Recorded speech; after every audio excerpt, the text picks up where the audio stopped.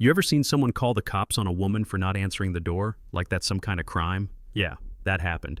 And the woman she called the cops on, turns out she was the one in charge of the entire police department. Let me take you back a few months. My name's Cole Barrett, 37. I work in data analytics. Pretty average life, nothing fancy. My wife Vanessa, soft-spoken, reserved, never talks much about her job except for vague things like coordinating security protocols and liaising with public agencies. We moved to Crestwood Hills hoping for quiet, and we got the exact opposite. Because next door lived Lorraine Bishop, 48, HOA president, dictator-in-chief, and self-declared queen of Pinecrest Lane. From the moment we moved in, it was like she'd found her new obsession. Us. The war began with a parking ticket. Not kidding. Our car was apparently 2 inches too close to the curb. 2 inches. She slapped a $250 citation on our windshield like she was writing up a felony arrest. Vanessa looked at the ticket, eyebrows raised, and muttered, "This seems oddly specific." Next thing I know, she's flipping through this 200-page HOA manual Lorraine dumped on our doorstep when we moved in, highlighting a newly added rule buried in the appendix. All vehicles must park 3 to 6 inches from the curb. Enacted a week after we moved in. Coincidence? Not a chance. Every morning after that, Lorraine was out there at 7 a.m. sharp, measuring tape in hand, snapping photos, muttering just loud enough for us to hear, 1.7 inches, blatant disregard. She treated our front yard like a crime scene. Neighbors started giving us weird looks. One even crossed the street to avoid us.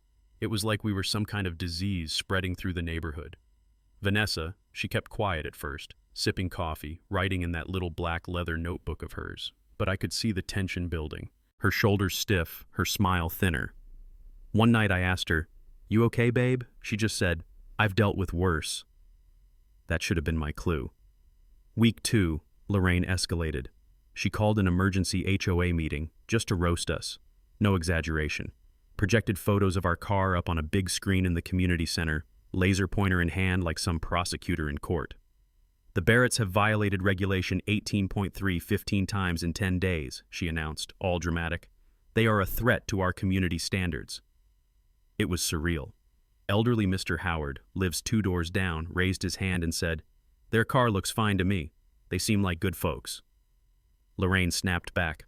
"Normal? Look at this, 1.8 inches. Vanessa just kept taking notes, calm, unreadable. When Lorraine asked if we had anything to say, Vanessa looked up, smiled politely, and said, "Not at this time." Gave me chills, honestly. Then came the sidewalk crack. "There's this old crack in the concrete in front of our house. Been there way before we moved in.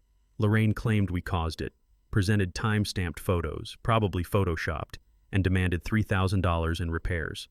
Second emergency meeting that month. Vanessa sat through it stone-faced, flipping through what looked like legal codes. Lorraine mocked her. "What are you, some kind of lawyer?" Vanessa didn't blink. "No, but I understand the law better than you think. I swear to you." The room went dead silent. Next day, Lorraine went nuclear. Banned us from using the community pool, the playground, even the trash bins. She put up signs, actual printed signs, saying anyone who helped us would be fined $500 for violating HOA unity. And then she made the dumbest mistake of her life. One morning she pounded on our door like the building was on fire. Vanessa didn't answer. So Lorraine called 911, told dispatch we were obstructing official HOA business and refusing to comply with lawful orders. 2 hours later, 3 police cruisers pulled up, lights flashing, Lorraine standing out front like she just conquered Troy. "They refuse to open the door," she declared, arms crossed. Officer walks up, professional tone. "Ma'am, are you Mrs. Vanessa Barrett?" Vanessa steps out, calm as ever, and says, "Yes, officer. Is there a problem?" The sergeant tilts his head, squints at her, and you could see the moment it clicked. "Ma'am, are you Chief Barrett?" "Correct," Vanessa replied, pulling out her badge. "And you are?" "Sergeant Fields, ma'am," he said, immediately straightening up. The other 2 officers followed suit, snapping to attention like soldiers at inspection. Lorraine's face turned white. "What's going on?" she stammered. What do you mean, Chief?" Vanessa turned to her, still smiling, but there was steel in her voice now. Lorraine, calling 911 for a civil dispute? That's misuse of emergency services. That's a misdemeanor. Lorraine started backpedaling, mumbling about how she didn't know. Vanessa shook her head. Ignorance doesn't absolve responsibility. Then came the hammer. Vanessa called for an emergency HOA assembly, one we initiated. That night, the entire neighborhood showed up. Word had spread. The police chief versus the HOA tyrant. You could feel the electricity in the room. Lorraine tried her usual speech, fear tactics, accusations, wild photos of our car, and then Vanessa stepped up, clicked to her presentation, and the walls started closing in. She displayed high-definition surveillance footage of Lorraine's inspection visits 23 times in 4 weeks, filming through our windows, measuring at night, trespassing. Systematic harassment, Vanessa said. Under state law, this constitutes stalking. Then she brought up the sidewalk crack. Jim, a retired city inspector, stood up and confirmed it had been there since 2019. More neighbors nodded.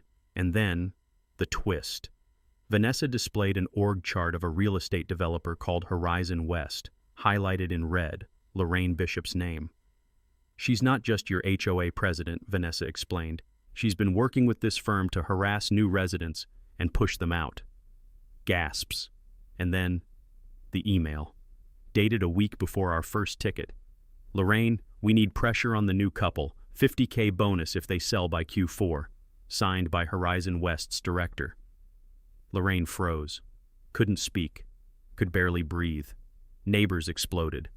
Mr. Howard yelled, "You tried to sell us out for money." Within minutes, the vote was unanimous. 49-0. Lorraine removed from office. HOA disbanded temporarily. Investigation launched. Horizon West? Fined $150,000 and barred from development in the region for 5 years. Lorraine? Faced criminal charges for false reporting and stalking. Vanessa?